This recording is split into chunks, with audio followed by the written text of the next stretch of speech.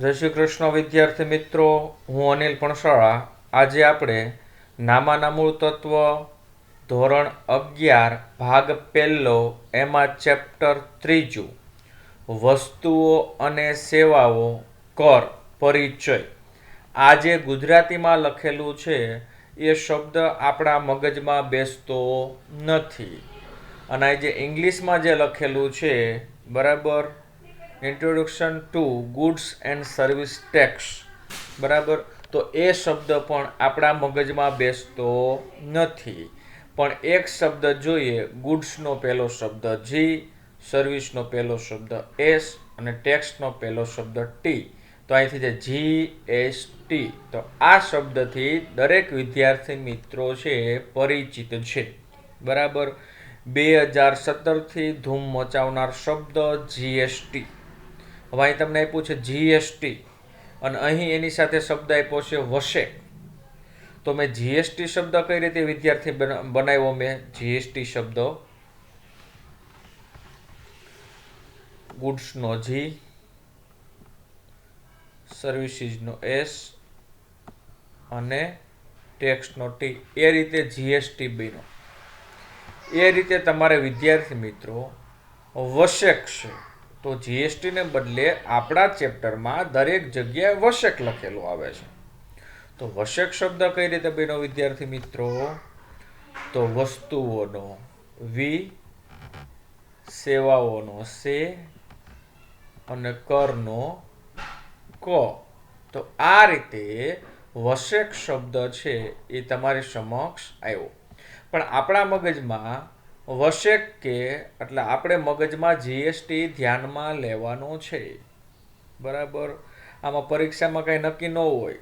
અમુક બુદ્ધિજીવી છે એ અહીં તમને પૂછે GST નો અર્થ, એના કરતાં વધારે બુદ્ધિજીવી ખાલી પૂછી લે વશેકનો અર્થ જણાવો. તો આપણે માથું મારે છે કે આમાં શું કીધું એ છે. પછી પેપર પૂરું થયા પછી બહાર આવ્યા પછી 5 વ્યક્તિને પૂછીએ, એ કે છે ને એક વાક્યમાં પ્રશ્ન પૂછ્યો હતો ને વશેકનો અર્થ કેવું, તો આપણે ક્યાંય એવું નહોતું. પણ તમારે ધ્યાનમાં એ રાખવાનું છે કે આપણે ગુજરાતી માધ્યમમાં છીએ, તો અમુક શબ્દ છે ગુજરાતી માધ્યમના પ્રયોગ કરી શકે. વસ્તુઓ અને સેવાઓ કર. તો હવે વિદ્યાર્થી મિત્રો તમે એટલું સમજો છો કે GSTને અત્યારે બોલબાલા છે, બરાબર. GST શબ્દ છે કોઈ પણ ધંધો વ્યવસાય સાથે સંકળાયેલો લોકો છે એ GST વિશે વિગતવાર સમજાવે છે. તો GST એ ખરેખર ગણતરી કરીએ ને તો બહુ જ મહત્વનું ચેપ્ટર છે આપણા માટે સમજવા માટેનું. કારણ શું? તો કે આવનારો સમય છે એ GSTનો સમય છે. હાલો, તો GST છે શું એની વિગતવાર સમજૂતી આપણે સમજતા જઈએ. આપણને એવું કીધું વસ્તુઓ અને સેવાઓ એના ઉપરનો કર, એટલે ગુડ્સ એટલે વસ્તુઓ, સર્વિસીસ એટલે સેવાઓ, કર એટલે કે ટેક્સ. તો ધંધા વ્યવસાયમાં કાંઈ વસ્તુનું ખરીદ વેચાણ કરે છે અથવા એ સેવાનું ખરીદ વેચાણ કરે, સર્વિસીસ આપે છે, બરાબર. તો એના ઉપરનો ટેક્સ ભરવો પડે સરકારને. તો એની આપણે માહિતી સમજવાની છે કે સરકારને કઈ રીતે ટેક્સ ભરવામાં આવે છે, બરાબર. આપણે બધાય પોઈન્ટ કીધા છે અને આપણે આ વર્ષે આ સંપૂર્ણ સિલેબસમાં આ ચેપ્ટર આખે આખું આપણે ધ્યાનમાં લેવાનું પણ છે. તો વિશેષ નોંધવા આગળ વધીએ. તમને MCQ 1 માર્કમાં પૂછી શકે કે ભારતમાં GSTનો અમલ ક્યારથી કરવામાં આવ્યો? તો અહીં લખ્યું છે 1/7/17થી અમલ કરવામાં આવ્યો છે, બરાબર. GSTનો દેશમાં 1/7/17થી અમલ કરવામાં આવ્યો છે. આ પોઈન્ટ તમારે ધ્યાનમાં રાખવાનો થશે. હવે આ જે GST છે તો વિદ્યાર્થી મિત્રો તમારે એનો ઉપયોગ ક્યાં કરવાનો થશે?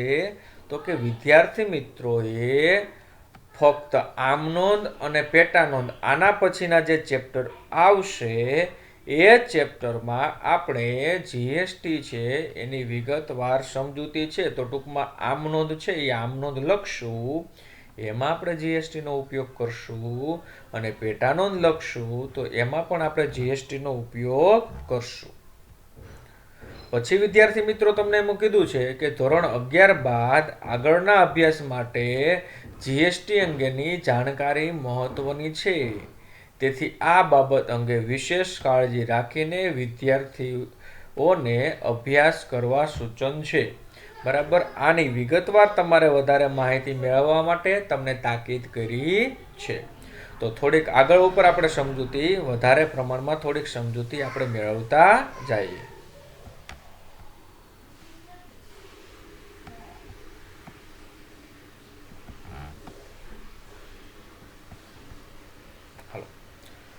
પ્રસ્તાવનામાં જોઈ લઈએ શું કહેવા માંગે છે. તો કે દેશની આર્થિક જરૂરિયાતોને પહોંચી વળવા માટે સરકાર દ્વારા વેરાઓ ઉઘરાવવામાં આવતા હતા. વેરાઓ એટલે કે ટેક્સ ઉઘરાવવામાં આવતો હતો. જો તમે વિદ્યાર્થી મિત્રો સામાન્ય જુઓ તો તમે અમુક જગ્યાએ છે ને આવો શબ્દ વાપરો છે. દાખલા તરીકે આપણે નેશનલ હાઈવે ઉપર જતા હોય તો એને લખ્યું ટોલ ટેક્સ. ટેક્સ એટલે વેરો, કર. બરાબર. હવે આ જે વેરાઓ મુખ્યત્વે બે ભાગોમાં વહેંચવામાં આવે છે, પ્રત્યક્ષ વેરા અને પરોક્ષ વેરા. હવે આજે આપણે વેરા છે કઈ રીતે, તો તમે જુઓ કોઈ પણ સિટી શહેર છે એની અંદર તમે જાઓ તો જૂના જમાનામાં તમે જે શબ્દ સાંભળાય છે જકાત નાકા. જકાત એટલે ટેક્સ. બરાબર. કે કોઈ પણ શહેરની અંદર માલ સામાન કાંઈ પણ આવશે તો એ રોડ ઉપરથી આવશે તો ત્યાં એને છે ને ટેક્સ ભરવાનું થશે. જકાત એટલે કે ટેક્સ. એ ટેક્સના પૈસા ક્યાં જાય વિદ્યાર્થી મિત્રો, તો કે સરકાર પાસે જાય. તો સરકાર પ્રત્યક્ષ અને પરોક્ષ એ બંને રીતે છે આપણી પાસેથી ટેક્સ વસૂલ કરે છે. તો પરોક્ષ વેરાઓ છે ને એ કેન્દ્ર અને રાજ્ય સરકારો તથા કેન્દ્ર શાસિત પ્રદેશો દ્વારા ઉઘરાવવામાં આવે છે. પરોક્ષ વેરા. બરાબર. ભારતના સંદર્ભમાં પરોક્ષ વેરાઓ વિવિધ સ્વરૂપે વસૂલ કરવામાં આવતા હતા. પરોક્ષ વેરાઓની વિવિધતા અને તેમની કાયદેસરની જોગવાઈઓની વિવિધતાઓને કારણે તેમના સંચાલનમાં સરકાર, વેરા અધિકારીઓ અને ચૂકવનારાઓ માટે ઘણી સમસ્યાઓ ઉદ્ભવતી હતી. આ સમસ્યાનું નિવારણ કરવા માટે કેન્દ્ર સરકાર, રાજ્ય સરકાર અને કેન્દ્ર શાસિત પ્રદેશમાં વિવિધ પરોક્ષ વેરાઓના સ્થાને આપણા માટે શબ્દ આવ્યો એક દેશ એક કર. બરાબર. આ કેના કારણે અસ્તિત્વમાં આવ્યો, તો કે જીએસટીના કારણે. તો કે અલગ અલગ રીતે પ્રત્યક્ષ કે પરોક્ષ કોઈ પણ રીતે તમારે ટેક્સ વસૂલવાનો નથી. તમારે એક સાદું એક સૂત્ર, એક દેશ, તો એના ઉપર એક જ ટેક્સ. તો એ ટેક્સ કયો લેવામાં આવશે, તો કે જીએસટી. ક્યારે શરૂઆત થઈ, તો કે 1 જુલાઈના રોજ 1 જુલાઈ 2017ના રોજ જીએસટીની શરૂઆત થઈ. હાલો. હવે કેન્દ્રના પરોક્ષ કરો અને રાજ્ય સરકાર અને કેન્દ્ર શાસિત પ્રદેશના પરોક્ષ કર. તો પહેલાના સમયમાં છે ને જ્યારે જીએસટી આવ્યો ને એની પહેલામાં આવા શબ્દોથી ટેક્સ ઉઘરાવવામાં આવતો તો કેન્દ્રીય વેચાણ વેરો, કેન્દ્રીય આબકારી જકાત, વધારાની કસ્ટમ ડ્યુટી, સેવા કર, મૂલ્ય વૃદ્ધિ વેરો, ખરીદ વેરો, વેચાણ વેરો, મનોરંજન વેરો. આ જૂના કર રદ થયા. એટલે આ એકય શબ્દમાં આપણે ડીપમાં વિગતવાર જવું નથી, કારણ કે એવા શબ્દ આપણા માટે હવે ક્યાંય જરૂરિયાતવાળા રહ્યા નથી. તો આ બધાને મારો ચોકડી અને એની સામે નવો ટેક્સ આવ્યો જેનું નામ છે જીએસટી. એટલે જૂની એકય બાબતમાં આપણે પડવું નથી, માત્ર ને માત્ર જીએસટી સંદર્ભમાં છે એ આપણે અત્યારે આગળ વધવું છે.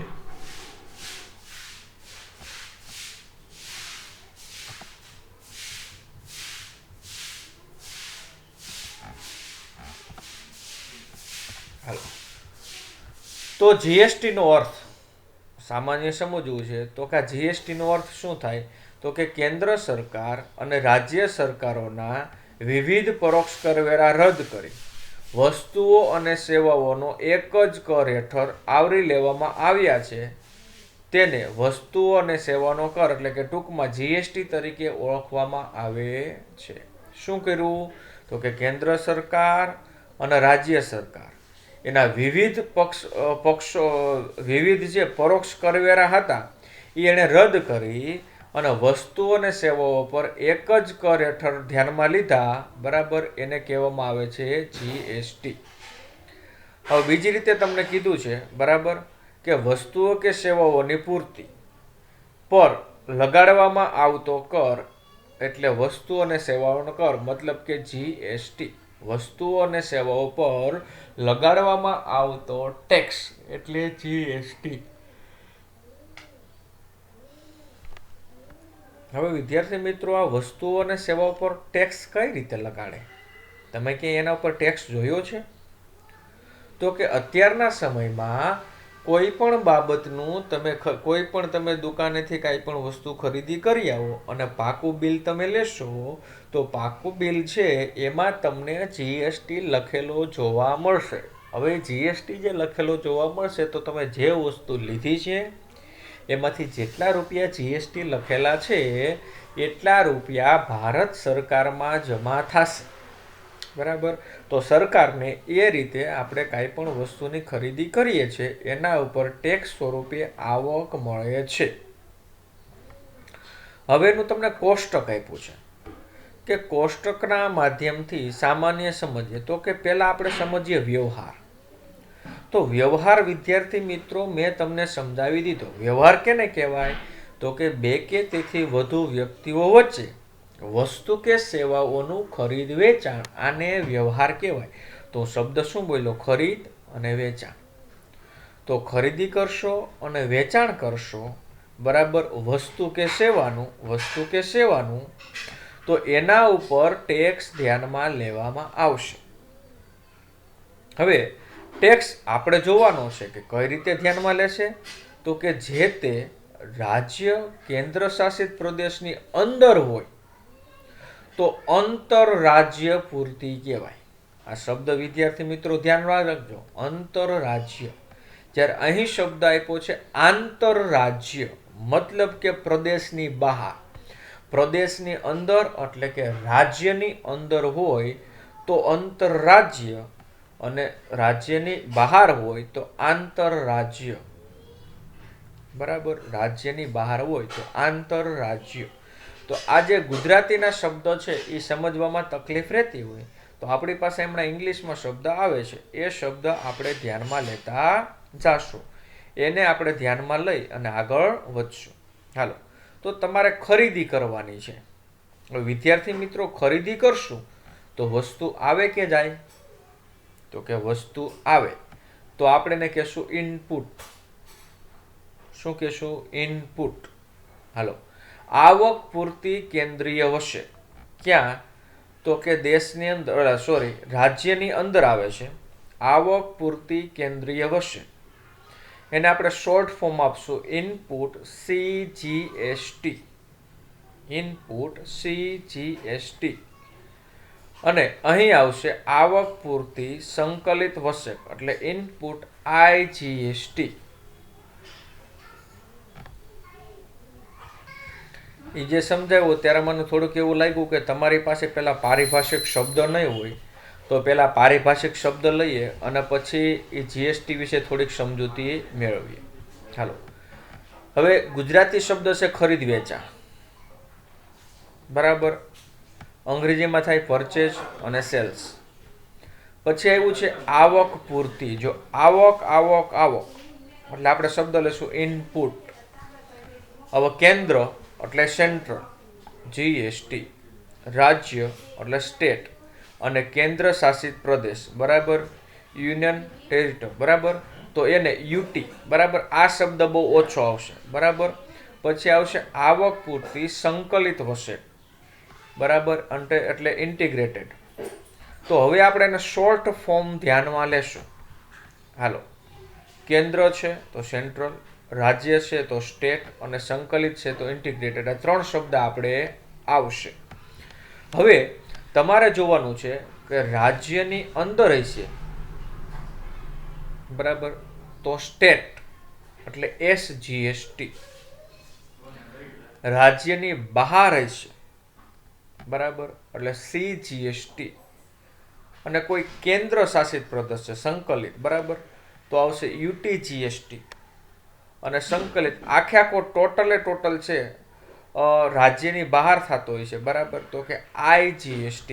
હવે જે રીતે વિદ્યાર્થી મિત્રો તમે આવક પૂરતી જોઈ એટલે ઇનપુટ જોયું, તો એના શબ્દ જાવક પૂર્તિ એટલે કે વેચાણ, જેને આપણે આઉટપુટ તરીકે ધ્યાનમાં લેશું. બાકીના શબ્દ છે એ પાછળ ઉપર ઈનાઈ જ રહેવાના છે, એમાં કઈ ધ્યાનમાં વધારે આવતું નથી. પછી આપણું છે, મેં તમને સમજાવ્યું, અંતરરાજ્ય એટલે રાજ્યની અંદર, બરાબર, એટલે ઇન્ટ્રાસ્ટેટ. પછી આંતરરાજ્ય એટલે ઇન્ટરસ્ટેટ. એટલે જેમાં ગુજરાતીમાં શબ્દો કન્ફ્યુઝન વાળા છે ને, એમ ઇંગ્લિશમાં શબ્દ થોડા કન્ફ્યુઝન વાળા છે. ઇન્ટ્રા એટલે રાજ્યની અંદર અને ઇન્ટર એટલે રાજ્યની બહાર. આ થોડાક શબ્દ તમને અટપટા શરૂઆતમાં લાગશે, પણ જ્યારે હું આના પછીનું ચેપ્ટર છે, બરાબર, આમનોંધ અને પેટાનોંધમાં જ્યારે હું તમને સમજૂતી આપીશ, ત્યારે આ અનેક વખત શબ્દ તમારી સામે રિપીટ થશે, એટલે તમને નવા શબ્દ લાગશે નહીં. જેમ કે શરૂઆતમાં હું તમને કહેતો હતો, લેણદાર, દેવાદાર, લેણી હુંડી, દેવી હુંડી, બરાબર. તો આ શબ્દ તમારા માટે કેવા હતા? નવા હતા. તો હવે શું થયું? તો કે હવે અનેક વખત એ શબ્દ તમારી સમક્ષ આવી ગયા છે, તો શબ્દ તમારા માટે હવે નવા રહ્યા નથી. હાલો, તો અહીં જે સમજૂતી મેળવતા હતા એ સમજૂતીમાં થોડાક આપણે આગળ વધીએ. હાલો, તો તમારે શું જોવાનું છે? ખરીદી કરશો તો અહીં બેમાં જોઈ લ્યો ઇનપુટ. હવે શું કઈ રીતે ખરીદી કરશો? તો કે રાજ્યની અંદર ખરીદી કરશો તો CGST, બરાબર. પણ એની સાથે તમે કેન્દ્ર શાસિત પ્રદેશમાંથી ખરીદી કરો છો તો અથવા રાજ્યમાં, બરાબર, તો તમારે SGST અથવા UTGST લાગુ પડશે. અને જ્યારે રાજ્યની બહાર ટોટલી તમારે ખરીદી થાય છે તો IGST શબ્દ લાગુ પડશે. પણ શબ્દ વાપરવાનો છે ઇનપુટ. હવે એ જ રીતે ધંધાનો બીજો મહત્વનો શબ્દ એટલે કે વેચાણ. વેચાણ કરશો તો જ્યાં તમે એમાં ઇનપુટ શબ્દ હતા એમાં દરેક જગ્યાએ આઉટપુટ થઈ જશે, બીજો કાંઈ પ્રશ્ન રહેશે નહીં. હવે વિદ્યાર્થી મિત્રો, તમને એમ થાય કે અત્યારે તમે રાજ્યની અંદર કયો છો, રાજ્યની બહાર કયો છો, તો આવું ક્યારે શક્ય બને? તો કે હું તમને સામાન્ય એક સમજૂતી આપું કે હાલો કે આપણે મોબાઈલની ખરીદી કરવી છે. હાલો, MI કંપનીના મોબાઈલની ખરીદી કરો, સેમસંગ કંપનીના મોબાઈલની ખરીદી કરો, બરાબર. તો આ ગુજરાતની બહારથી તમે માલની ખરીદી કરશો તો જુઓ જી, તમારા રાજ્યની અંદર આવશે નહીં, આમાં આવતું નથી. તો રાજ્યને શું આવ્યું? બહાર આવ્યું. તો તમારે એમાં જે GST ભરવાનો થશે એમાં તમે શું લખશો? Input IGST. Input IGST. તો એ તમારો શબ્દ ધ્યાનમાં રાખવાનો થયો. એ જ રીતે તમે એ મોબાઈલનું વેચાણ કર્યું, તો વેચાણ તમે ક્યાં કરવાના? તો કે રાજકોટમાં તમારી મોબાઈલની દુકાન છે તો રાજકોટમાં જ તમે વેચાણ કરશો. વધીને અહીંથી તમે અમદાવાદ મોકલશો, વધીને અહીંથી તમે જુનાગઢ મોકલશો, ભાવનગર મોકલશો, તો મોસ્ટ ઓફ તમે રાજ્યની અંદર જ વેચાણ કરશો. તો એના માટે તમારે આવશે આઉટપુટ CGST. અને જો તમે રાજ્યની બહાર કરશો તો આઉટપુટ IGST શબ્દ તમારે ધ્યાનમાં લેવાનો થશે. તો અત્યારે વિદ્યાર્થી મિત્રો, મેં તમને શું દર્શાવ્યું? તો કે સામાન્ય મેં તમને GST છે એનો પરિચય આપ્યો. આ સાવ થિયરી જેવું સ્ટ્રક્ચર તમને લાગતું હોય, માત્ર બોલે જતો હોય ને સમજાવી જતો હોય એવું તમને લાગતું હોય છે, તો કાંઈ વાંધો નહીં વિદ્યાર્થી મિત્રો, 1 થી 2 થી 3 વખત આ રિવિઝન કરી દેજો. કારણ કે આજે મેં પોઈન્ટ સમજાવ્યો છે એ આના પછીનું ચેપ્ટર આપણે આમનોંધ અને પેટાનોંધ આવશે ત્યાંની વિગતવાર સમજૂતી મેળવશું. અત્યારે માત્ર સામાન્ય સમજૂતી મેળવવાની છે, વધારે કંઈ સમજૂતી મેળવવાની થતી નથી. અને તમારી ફેર નોટમાં માત્ર અત્યારે આટલું તમારે લખવાનું છે. વસ્તુઓ અને સેવાઓ કર પરિચય છે એમાંથી અત્યારે હું તમને આટલું જ માત્ર લખવા આપું છું, જેની સમજૂતી તમે મેળવી લેશો, બરાબર. આમાં જે તમને જેટલા પેજ આવે છે એ પ્રમાણમાં તમારે ફેર નોટમાં છે આ 4 પેજમાં જે મેં તમને સમજૂતી આપેલી છે એટલા તમારે ફેર નોટમાં વ્યવસ્થિત લખી લેવાના રહેશે.